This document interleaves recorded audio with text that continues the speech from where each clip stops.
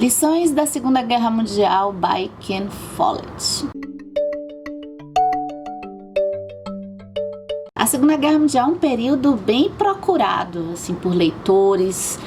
A curiosidade na Segunda Guerra é grande, então aproveita a curiosidade na Segunda Guerra.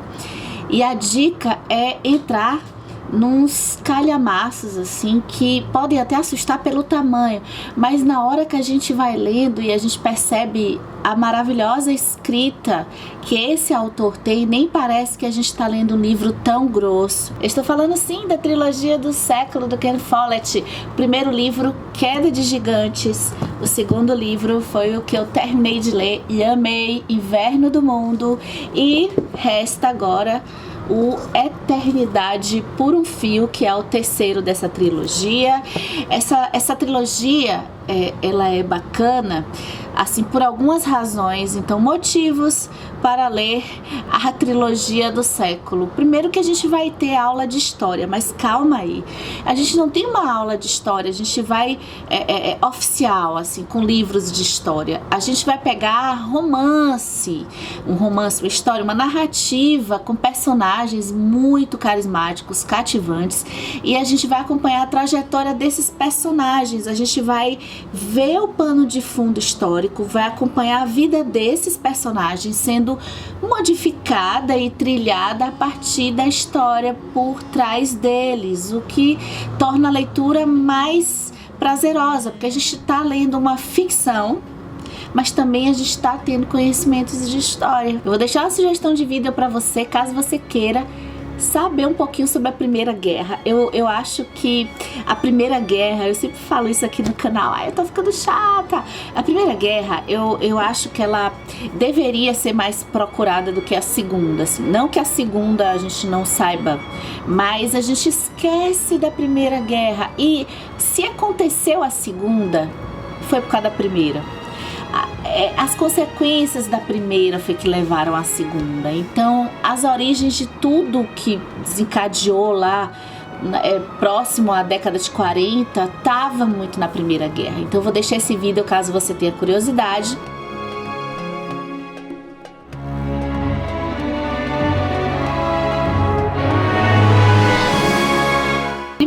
Histórica.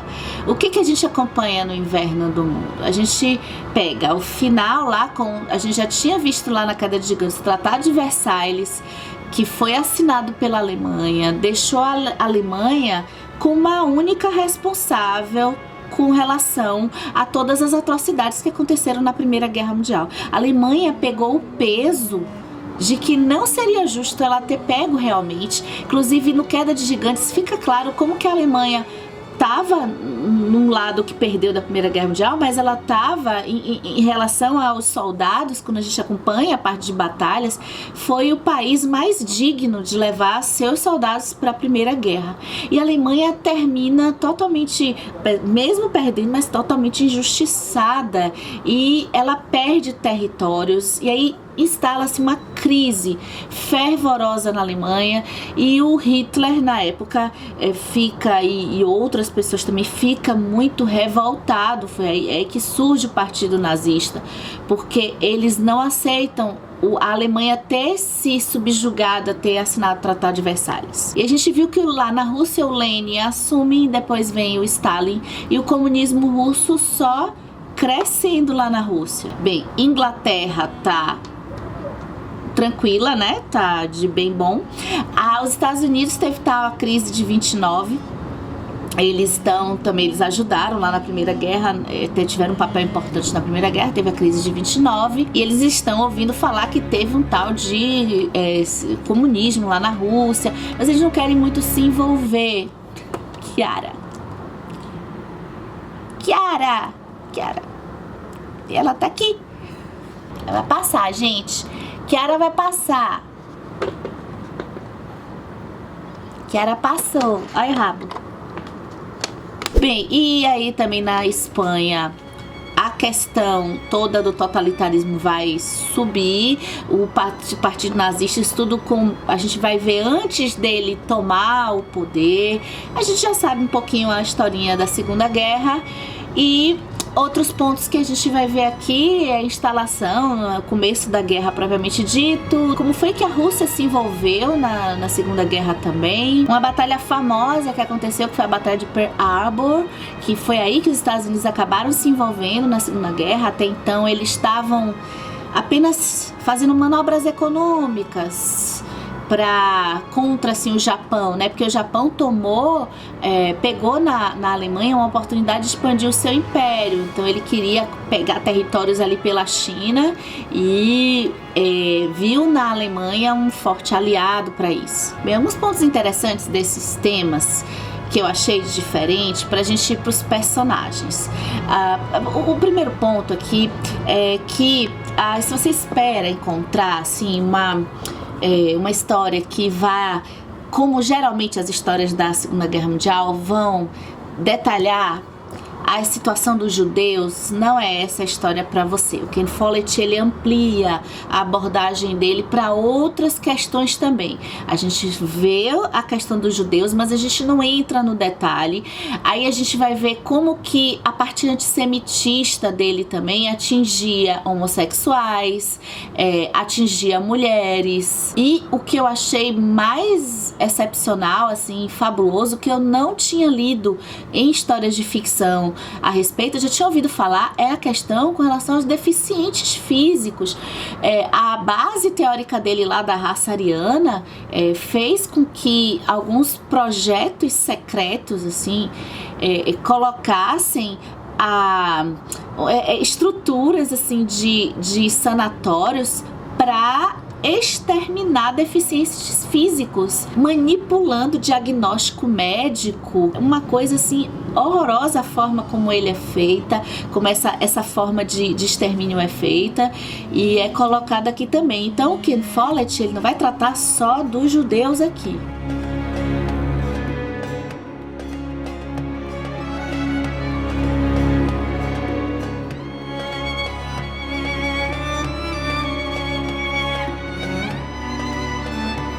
Outro ponto especial nessa história é a parte do desenvolvimento tecnológico. A gente vai ver ele aparecendo na Alemanha, ele aparecendo nos Estados Unidos, até porque todas as pesquisas do urânio lá nos Estados Unidos, já naquela coisa da elaboração de uma bomba. E como que a Rússia, a forma que ela entra nessa... Porque o sistema na Rússia é diferente, então o governo deles é diferente, e como que ele vai oscilar a posição dele de investir em pesquisas tecnológicas ou não investir em pesquisas tecnológicas, nesse sentido de armas, né? Muito por conta do que acontece na Alemanha e nos Estados Unidos. Além do homossexualismo ter aquele tratamento dos nazistas, né, que já tinha também a repressão aos homossexuais, não só aos judeus, mas a homossexuais, negros, mulheres e tal. O homossexualismo nos Estados Unidos, a percepção do homossexualismo nos Estados Unidos, que não era bem visto, mas ele dentro da parte militar dos Estados Unidos é um ponto que é tratado pelo Ken Follett também. E o mais fabuloso de tudo é que toda a trajetória dos personagens aqui, eles levam a gente para perceber que a gente óbvio que a gente vai ficar contra o nazismo, não tem como ficar, quer dizer, pode até ter, né? Mas eu acredito que os leitores, a maioria dos leitores, espero eu, não tem como não ficar do lado dos alemães. É impossível isso. Assim, eu posso dizer que não é nem uma tendência do autor, é o relato de como as coisas realmente aconteceram. Mas aí, por outro lado, o Ken Follett, ele é sábio quando ele vai dando a trajetória dos personagens que ele constrói, para que a gente veja que também o lado oposto, o lado que se contrapõe ao regime nazista e toda a questão de ditaduras e totalitarismos que vão assim entrando pela Europa, existe uma tendência, se ela não tiver uma certa maturidade, tem um personagem que ele vai passar por essas etapas aí também, e que a oposição a esse tipo de regime pode se dar também sob o ponto de vista totalitário. É como se em ambos os lados, e isso conversa muito com os dias atuais. Por favor, pensem nisso quando vocês estiverem lendo, se vocês leram, pensem. Os dois lados, eles vão acabar se encontrando quando eles são vistos de forma radical. Então, a gente percebe que contra o nazismo também tem um certo totalitarismo, quando essa posição ela é vista de modo ainda não maduro, né? De modo radical.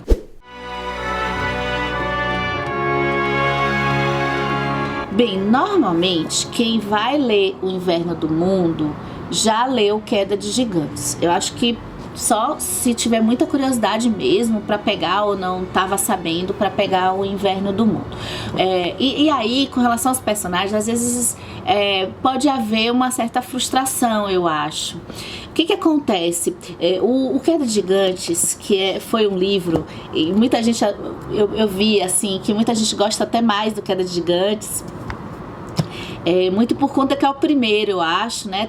A Primeira Guerra. E o Ken Follett, eu acho que a razão de pessoas até falarem que gostam mais do Queda de Gigantes é porque o Inverno do Mundo é a sequência. E o Ken Follett, ele optou por não continuar com os mesmos personagens, assim. Ele na verdade, não tem nem como, né, continuar. Ele traz personagens novos, mas ele poderia até trazer uma convivência, que os personagens que aparecerem em Queda de Gigantes aparecessem mais nessa sequência. E aí é que ele não acontece. Eu tive também, como muita gente, assim, essa sensação de que poxa, os personagens que eu mais gostava, por exemplo, como o Bill, Gus, Walter, Fitz, a Maud até que aparece, a Ethel tem um arco belíssimo em Queda de Gigantes, né? A menina que até aparece assim algumas vezes, né? Que entra pro ramo da política de um jeito tão bonito. O Lev também. Mas enfim, eles vão ter um papel bem coadjuvante mesmo. Eu fico até sentida porque o Billy e a Ethel, que eram os meus preferidos no romance anterior, eles não aparecem tanto. Mas o Ken Follett, ele tem um dom de construir personagens de uma forma assim ágil, que eu amei também os personagens que aparecem, que vão ser os sucessores dos personagens de Queda de Gigantes. Esses personagens aqui, eu fui também me afeiçoando a eles, assim, de um jeito, eu acho que de um jeito bem parecido como no primeiro. Eu acho que eu acabei me aceitando o que o autor fez de um jeito que não prejudicou a minha leitura com relação a essa escolha dele, não. Eu acho que é uma chance da gente ver outros tipos de personalidade e outros tipos de arco narrativo. Então, vamos começar pela minha preferida, que é a Carla von Urich, que é a filha da Maud com o Walter. O outro filho também, o Eric. Gente, esses dois meninos, né, eles trazem a oportunidade da gente ver, primeiro, a família dentro da Alemanha. Uma família social-democrata dentro da Alemanha, acompanhando desde o início, quando Hitler meio que dá um golpe para ter um poder maior lá no Partido Nazista no Congresso, até chegar ao poder. Eles acompanham também toda a guerra sob o outro lado e sem poder, assim, quando eles tentam ajudar, eles têm amigos judeus que eles tentam ajudar. Isso é tudo feito de um jeito com muita, assim, relação de espionagem. Então, essa família, acho que é a família mais, é a família também que a gente sofre mais, pelo menos foi a que eu mais sofri junto dela, por conta dela ela escolher, inclusive, eu achei que foi até um erro, mas senão não ia ter livro, né? A família escolhe não fugir da Alemanha nessa época. Então Carla tem um papel na Segunda Guerra, assim, ligada a essa parte de espionagem, vai estar relacionada à parte dos extermínios de deficientes físicos. E o Eric tem uma chance fabulosa da gente ver um menino que estava na escola, e a escola que, com os colegas, em que todos já estavam obrigatório o serviço militar, né? Acho que sempre foi obrigatório para esses países nessa época. E ele vai construindo uma mentalidade nazista. E ele é ludibriado acreditando nessa coisa lá do Mein Kampf, da minha luta do Hitler, que a Alemanha estava com tanto desemprego, estava tão horrível assim, por conta deles terem aceitado o Tratado de Versalhes. Eles precisavam recuperar os territórios que eles tinham perdido. E todo o arco do Eric até a desconstrução e ele descobrir realmente o que a Alemanha estava fazendo. Então, o Ken Follett escolheu 2 pontos de vista e colocou dentro de uma família tão que prezava a liberdade, um ponto de vista do nazista que é de formação. Então foi uma opção muito promissora do autor. Vocês gostam de romance de espionagem? Porque o que eu mais gostei de Inverno do Mundo, e acho que por conta da época que tá a Segunda Guerra, essa coisa, esse clima de ambiente de espionagem, tipo o primeiro Capitão América, pessoas que tinham que se infiltrar em países para obter informações para os outros países. Se não fosse essa rede de tecnologia e se não fosse essa rede de espionagem em que pessoas até dentro da Alemanha conseguiam passar com muito risco de morte altíssimo e de tortura altíssimo, conseguiam passar informações para os russos, para que eles pudessem, ou para os Estados Unidos, para que eles pudessem vencer os alemães. Eu acho que a gente ia estar em outro tempo da nossa história. Então, agradecer, assim, acho que a gente vê como essas pessoas arriscaram suas vidas pessoais. A gente vai ver pessoas que abdicam de romances, de namoros, por conta do seu país. Abdicam até da sua família, da sua vida, em prol do país, em prol da liberdade de todos. E é uma das melhores coisas desse livro aqui.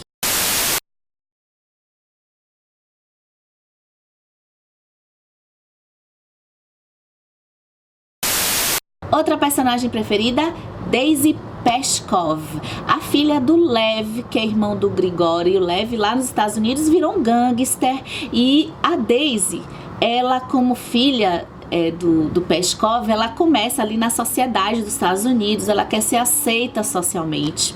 E aí ela tem dificuldades, né? Uma menina fútil que vai ter um arco belíssimo, porque ela vai acabar parando lá no meio da guerra também, e ela vai poder ver o ponto de vista, aí no caso da Inglaterra, né? O ponto de vista da Inglaterra que, de certa forma, tá contra a Alemanha, mas é contra o comunismo. E aí a gente tem a oportunidade de ver os movimentos populares, as passeatas, tudo que estava acontecendo com as pessoas que tinham.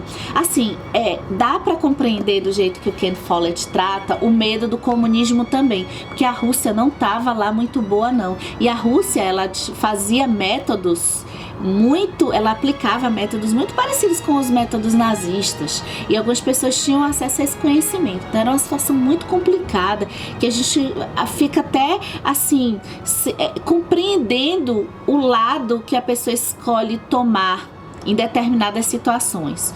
Em outras, não tem dúvida que o nazismo é realmente o que deveria ser repelido. Mas como naquela época também só se via 2 opções, ou era o comunismo ou era o nazismo. Então Daisy, ela vai estar ali também perto do arco do Lloyd, que é filho da Ethel.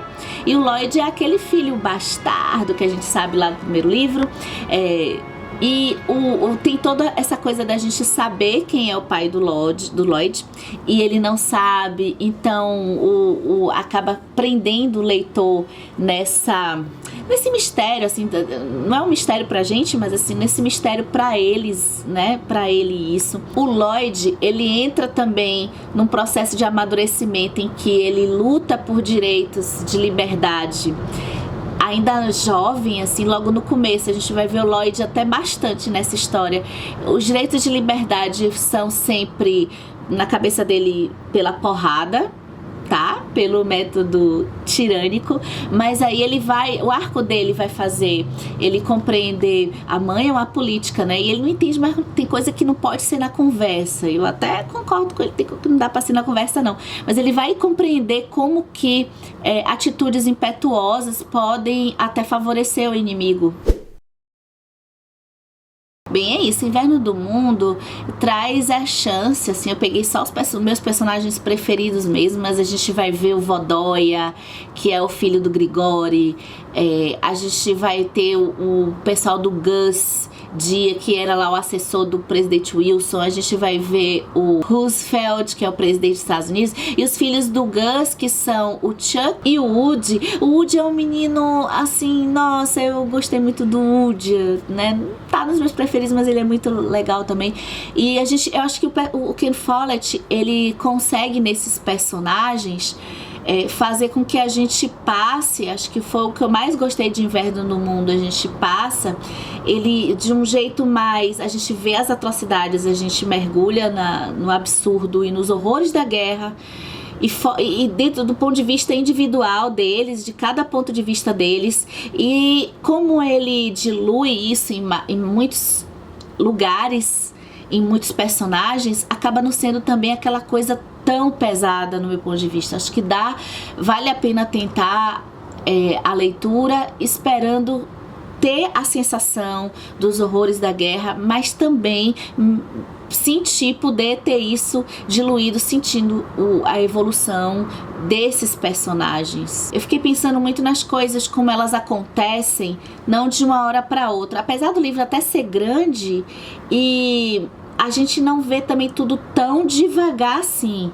mas como que as coisas, os direitos são perdidos aos poucos, tudo é justificado, o fato de se ter dois lados e a manipulação das mídias, né, da imprensa, que a gente já tinha visto lá no Queda de Gigantes, na Primeira Guerra, que houve isso também, e como que isso acaba sendo um incentivo àqueles que querem tomar o poder. Então eu acho que Inverno no Mundo é muito válido por conta disso, da gente poder ver os dois lados, poder ver que não existiam só dois lados. E aí a gente sempre tentar associar com os dias atuais pra gente não repetir essas coisas que aconteceram. E vamos depois ao terceiro. Me conta aí o que vocês acharam desses livros e até o próximo vídeo.